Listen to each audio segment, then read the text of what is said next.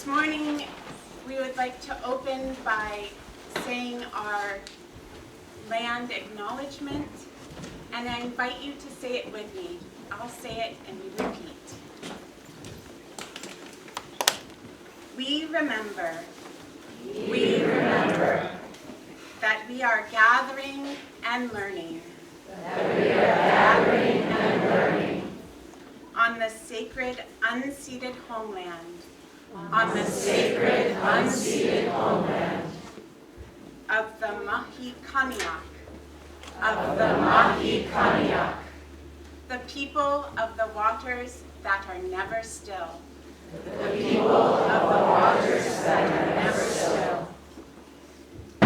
who are now living and thriving in Wisconsin and the Berkshires. Thank you all so much.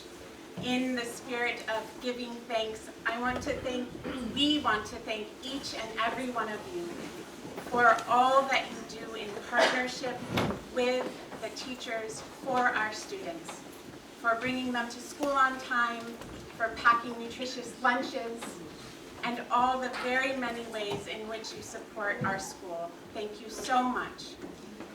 And in a moment, we are about to see snippets and performances of our students that they and their teachers have been working on.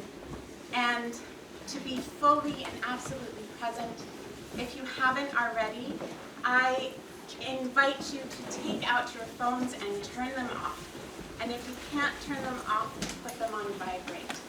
And also to ask that if there are mistakes made on the stage in the performances, that you hold those chuckles inside and express your gratitude and delight and joy in your applause. Thank you so much. I can't forget to say that in the middle of our performances, my teammates Renee Farr and Kendra Smallwood will be making an exciting announcement about our fair. So please stay through to the very end, and happy Thanksgiving to all.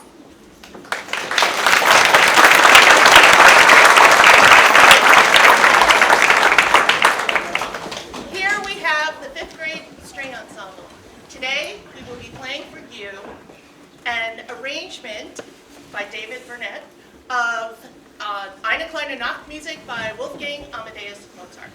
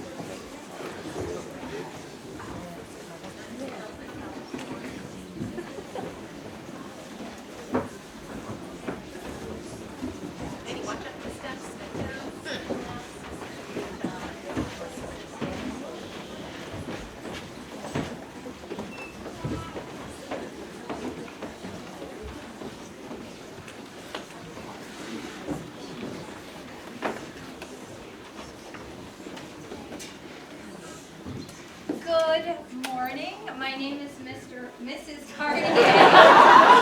My name is Mrs. Cartier, and this is the first grade. And the first grade will be sharing with you some work with our numbers. And after we present our poem, they will then also share some work from the German class.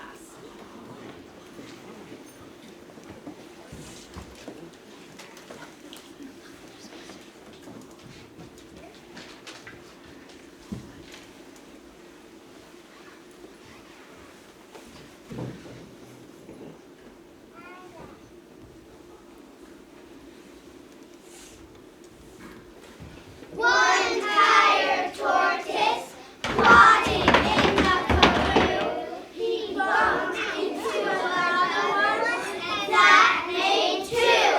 Two tired tortoises resting by a tree. Along came another one, and that made three. Three tired tortoises with feet feeling sore. Along came another one, and that made four. Four tired tortoises trying to survive. Along came another one, and that made five. Five tired tortoises in a thirsty fix. Along came another one, and that made six. Six tired tortoises wish they were in Devon. Along came another one, and that made seven. Seven tired tortoises getting quite irate. Along came another one, and that made eight. Eight tired tortoises starting to decline. Along came another one, and that made nine. Nine tired tortoises prayed and said, Amen. Along came another one, and that made 10. 10 tired tortoises drinking at a well. Each one yawned and said good night and slipped into his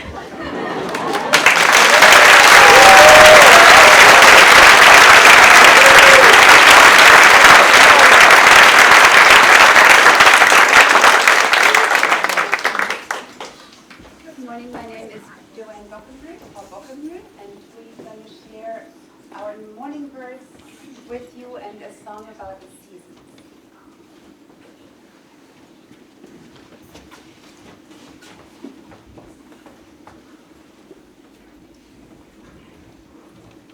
Freude am Leben, am Scheiden und Sterben, die Liebe zum Handeln, zum Schaffen und Wandeln, die Liebe wir stärker, sind Liebe schon stärker.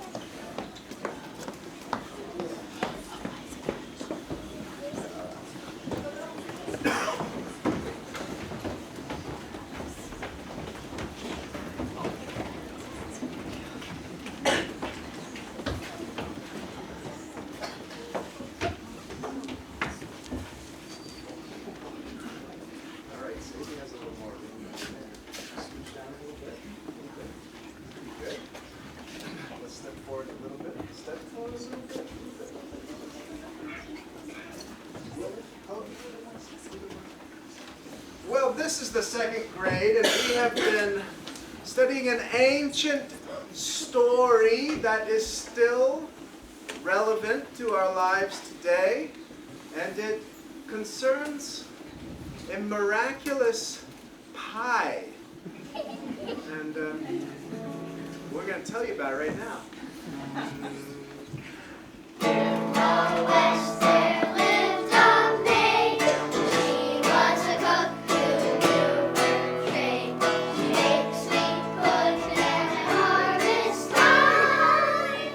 She made a very special pumpkin pie. Pumpkin pie, pumpkin pie. She made a special pumpkin pie. Pumpkin pie, pumpkin pie.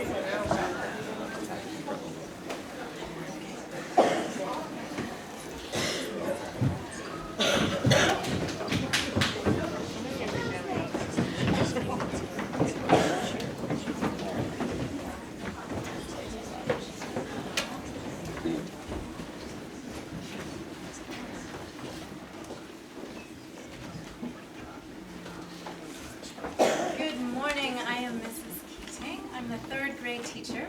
The third grade and I have been working on a poem by Lady Celia Cosgrove, and this is all about firewood.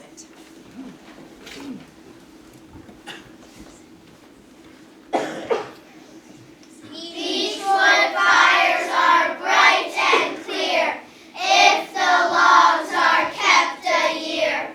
Chestnuts only good, they say, if for logs 'tis laid away. Make a fire of elder tree, death within your house will be. But ash new or ash old is fit for a queen with a crown of gold. Birch and fir logs burn too fast, blaze up bright and do not last. It is by the Irish said, hawthorn makes the sweetest bread.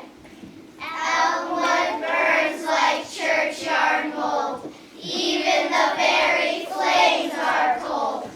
But ash green or ash brown is fit for a queen with a golden crown. Poplar gives a bitter smoke, fills your eyes and makes you choke. Applewood will scent your room, pearwood smells like flowers in bloom. Oaken logs is dry and old, keep away the winter's cold. But ash wet or ash dry, a king shall warm his slippers by.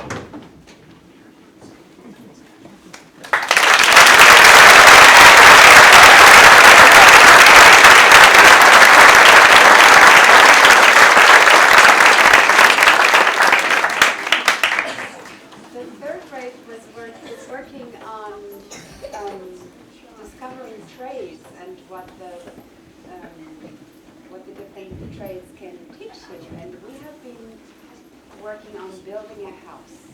So let's see if we can build a house right here with bright windows, with tall towers and strong walls.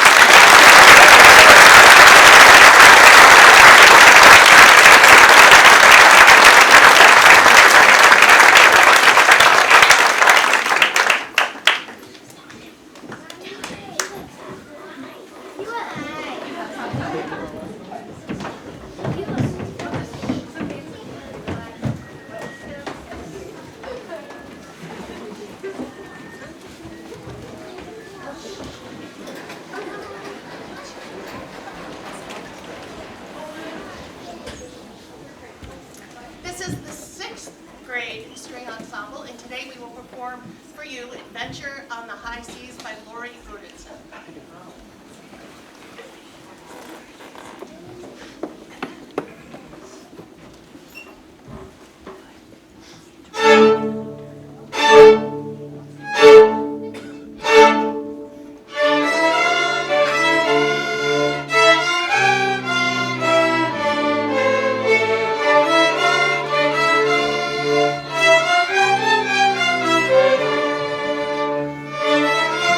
Thank you.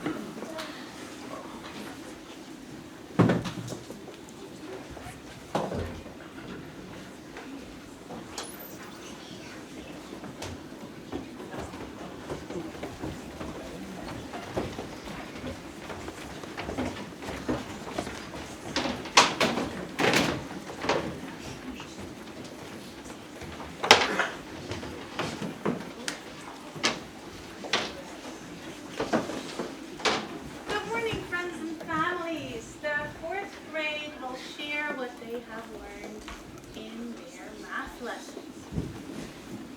In 4th grade, we have been learning about fractions. We will tell you a little about what we have learned. What are you talking about? You know, fractions, like we learned?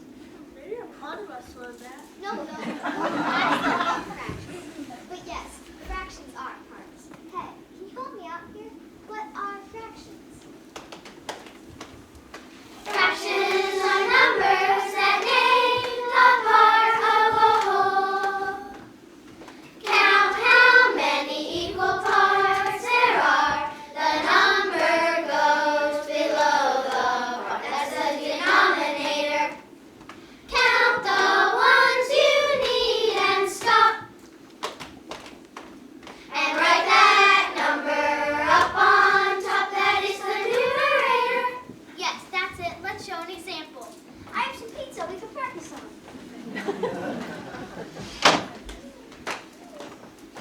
Count how many equal parts there are. The number goes below the parts. That's the denominator. That's 8. Count the ones you need and stop. That's 3. And write that number up on top. That is the numerator. The numerator is 3, the denominator is 8. That's 3, 8. So the next example, let's eat some of my delicious brownies. Count how many equal parts there are. The number goes below the part. That's the denominator. Count the ones you need and stop. That's 3. And write that number up on top. That is the numerator. The numerator is 3, the denominator is 12. That's 3 twelfths. These are yummy brownies. Hey, we weren't supposed to eat them. Well, I thought we could practice some proper fraction subtraction and we can see what fraction of the brownies we have left. I know when adding or subtracting fractions with the same denominator. You add or subtract the numerator and the denominator stays the same. So let's see. The whole pan was 12 twelfths and you ate 3 twelfths. Subtract the numerator. 12 minus 3 was 9. Keep the denominator the same, so we have 9 twelfths left. Well, actually, we have 3 fourths left. You can just see that. No, it's 9 twelfths. I did the math. 3 fourths. 9 twelfths. Stop arguing with me. 9 twelfths and 3 fourths look like they're the same size. You mean they're equivalent fractions? Prove it. To find an equivalent fraction, you divide or multiply the numerator and the denominators by the same number.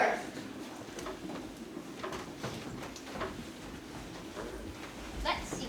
Are 3 fourths and 9 twelfths equivalent fractions? I think they are. I will multiply 3 and 4 by 3 and get 3 times 3 equals 9 and 4 times 3 equals 2. Yes, we proved you are both right. We did it. That deserves a song. What shall we sing? Let's just sing together. Yes, let us sing together. Yes, let us sing together. Divide into 3 equal parts. Let us sing together. Let us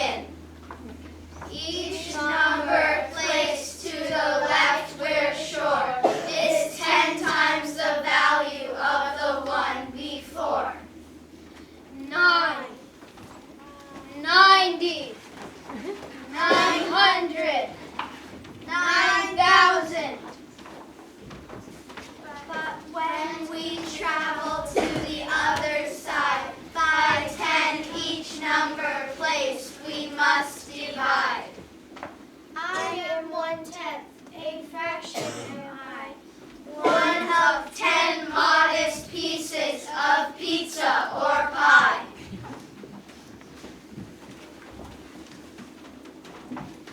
I am 1/100th. I am very thin.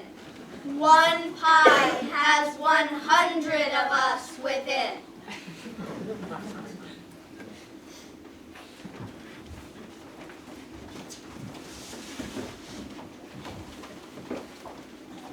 I am 1/1000th. Now we're talking small. Look closely or you won't see us at all.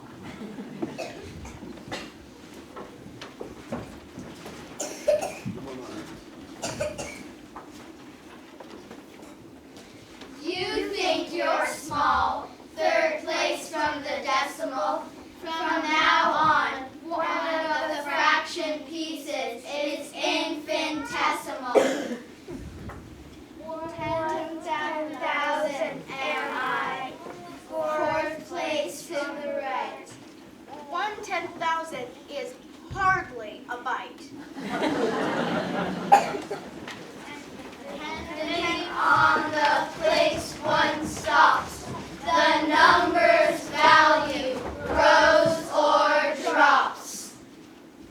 1,598,162 and 317,731 millions.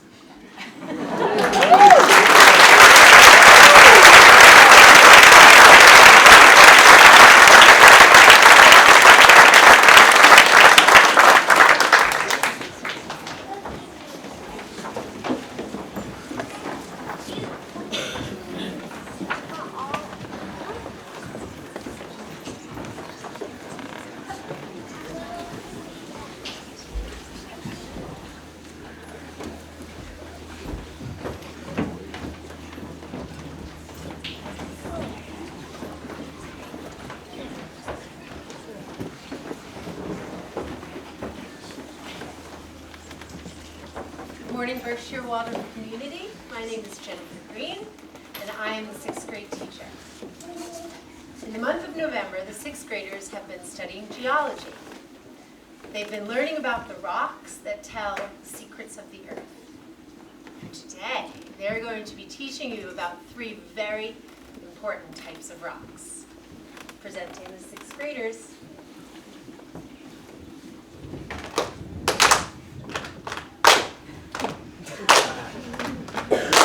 Magma rising up to the surface. Lava molten rock gonna be erupting someday. You got crust on your face. When cooling takes place, igneous rocks run at a really slow pace. We will rock you. We will rock you. Organic, chemical, classic. Sediment rocks from unique ways, plant fragments in your face, chemical carbonates, sediment particles settle in place. We will rock you. We will rock you. Changes in heat and pressure, rising from the earth, creating metamorphic rocks, gravity pulling your face. Squeezing in outer space, energy fuels chemical reactions taking place. We will rock you. We will rock you. We will rock you.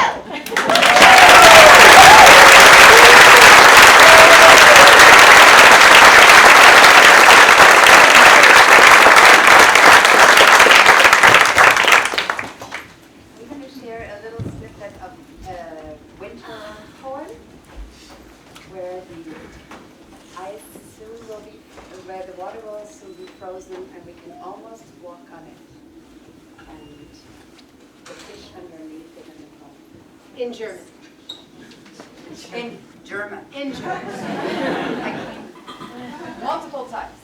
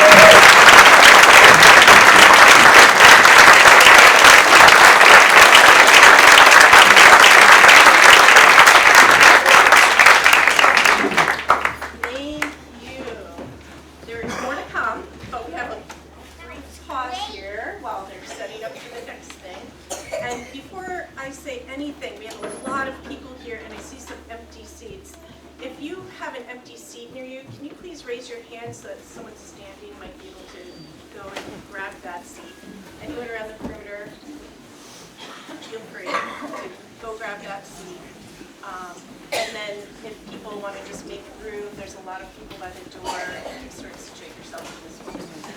So thank you. Obviously, this is a well-attended assembly. It's one of our favorites because we get to see all of our grades work, and we're really happy to have you here. We are here to talk. I'm Renee Farr. If you don't know me, I'm the community lead here at Berkshire Waldorf School, and Kendra is operations lead, and I'm here to talk about the fair. We're both here to talk about the fair. From the community standpoint, we would like to thank you. Thank you so very much for all of your hard work to put this fair on. There's absolutely no way that we could have this fair without our parent community, without the wider community who donate our businesses in our community, who donate goods to this, all the bakers, the people who donate food. We have food vendors coming this year. It takes so many hours of work, so much time, so much talent. Our knitters and our creators. We had people bringing in squares, so many squares that we ended up with not one, not two, but 3 community Afghans, which was amazing. We had squares coming in from the Midwest of grandmothers knitting and mailing it in. So thank you so much to everyone who created. There were workshops in people's homes. There were workshops here run by Krista to create all the beautiful things that you saw at the fair. And then all the volunteers who put on beautiful, beautiful rooms all throughout this school. It really takes so much work. It takes everyone together, and you did it. The comments I've received from people, not only in this school, from new families who have never been, but also community members who just came to see the fair, was outstanding. They were so impressed with the feeling that they had at this school. They said, I could tell how much work went into it. Your parent body must be amazing. They did such a great job. It felt great. It felt warm. And it was beautiful. So thank you so very much to everybody who had a hand in this. I can't possibly thank you all.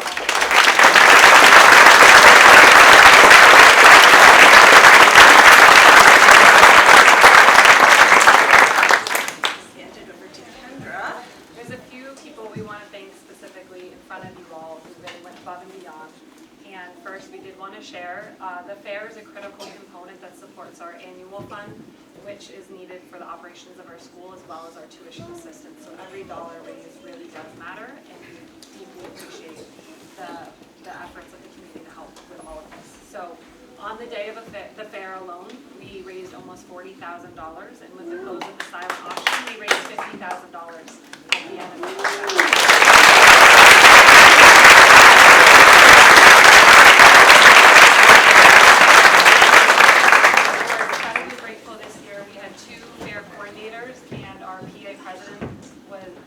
Incredibly helpful in rallying the troops, rallying the volunteers.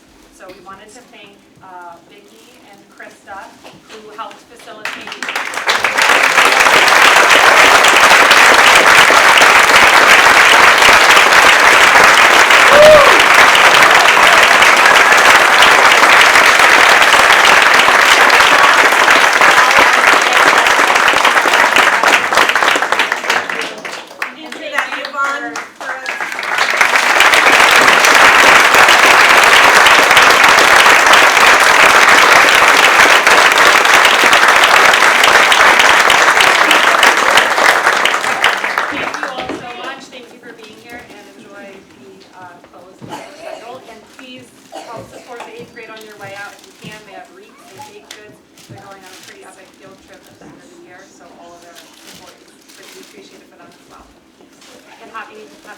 Happy holidays. Enjoy your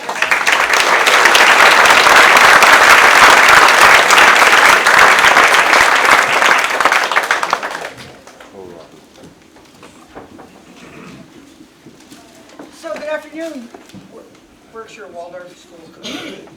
So the 7th grade began the year in darkness at the end of the Middle Ages, and slowly but surely went through the Renaissance. And now we have decided that it's time for some light. We'd like to share our message of light and hope with you now. The poem that the children are going to be reciting was actually originally attributed to Nelson Mandela, but actually it was written by Marianne Williamson. She said she would have been very honored had he chosen to use it, but it wasn't the case. So nonetheless, the 7th grade would like to present for you the gift of Our Deepest Fear.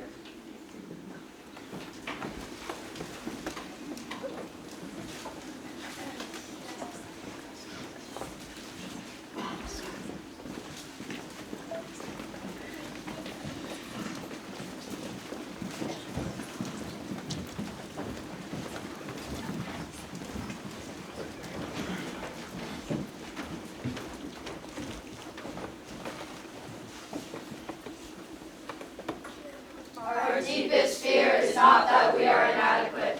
Our deepest fear is that we are powerful beyond measure. It is our light, not our darkness, that most frightens us. We ask ourselves, who am I to be? Brilliant, gorgeous, talented, fabulous.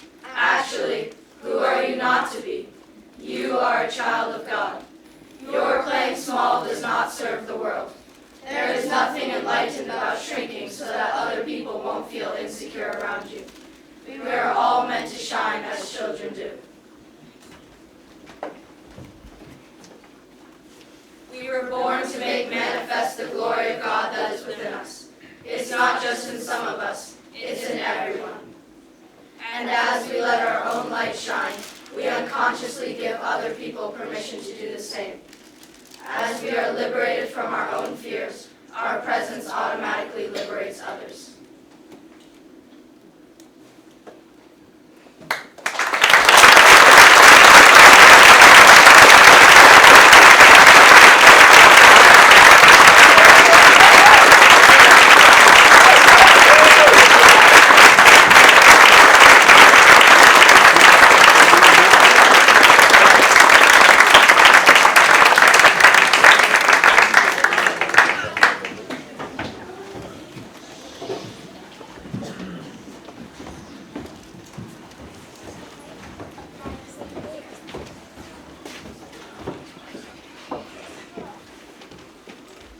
The 8th grade.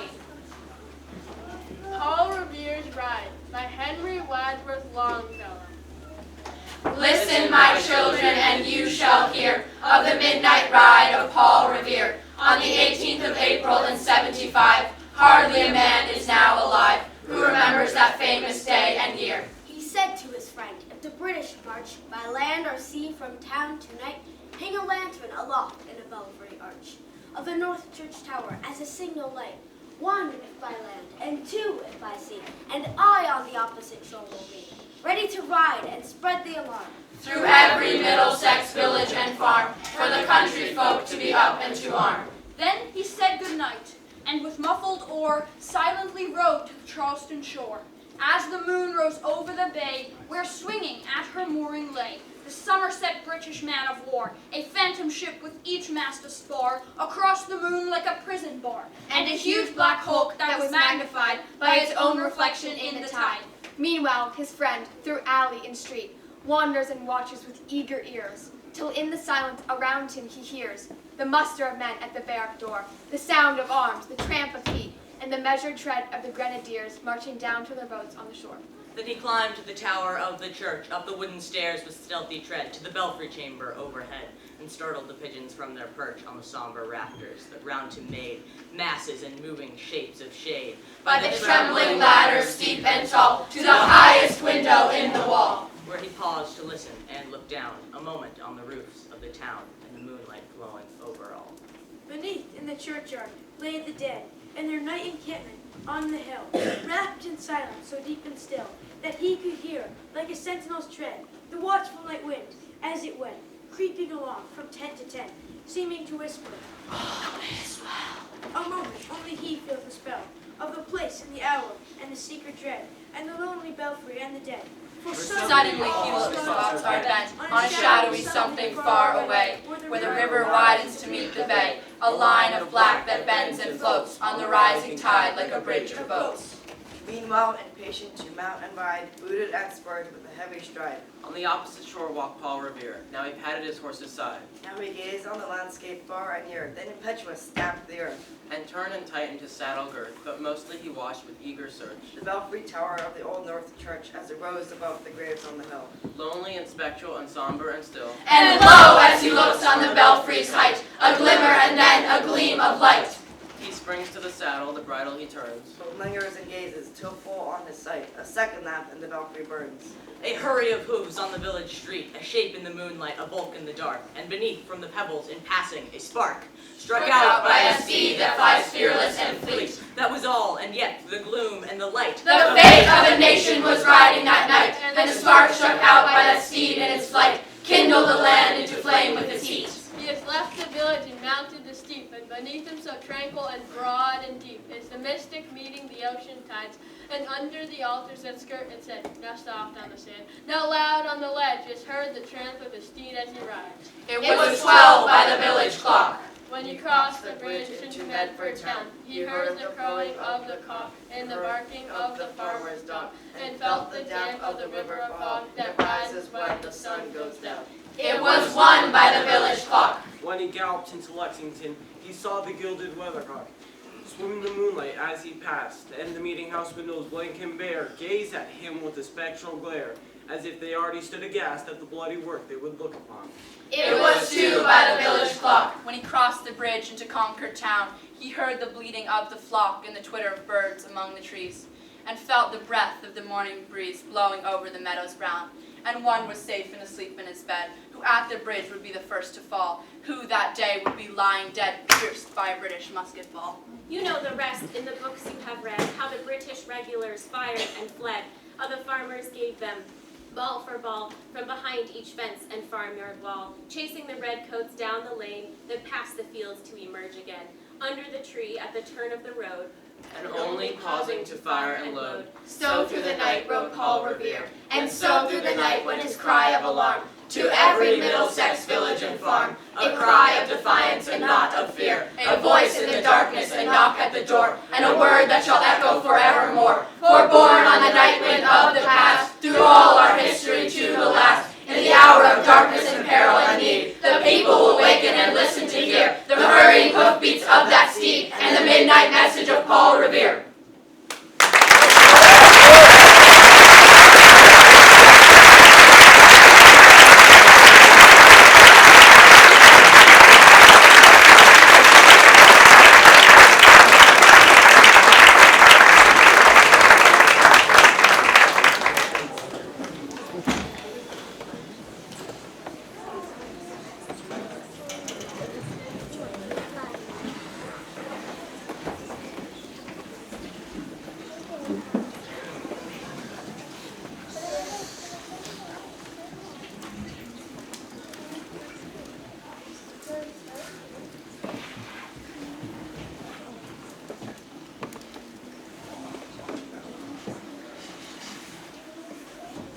In a moment, we'll end our Thanksgiving assembly. The chorus, the 7th and 8th grade chorus, will sing for you. I'd just like to take a second to thank the faculty and staff who have supported the choruses were Mrs. Nordoff and Mrs. Patel, that's been selfless musicians supporting us. And you will see when the chorus takes the stage, Mr. Ray and Mr. Crowley have supported the lower end.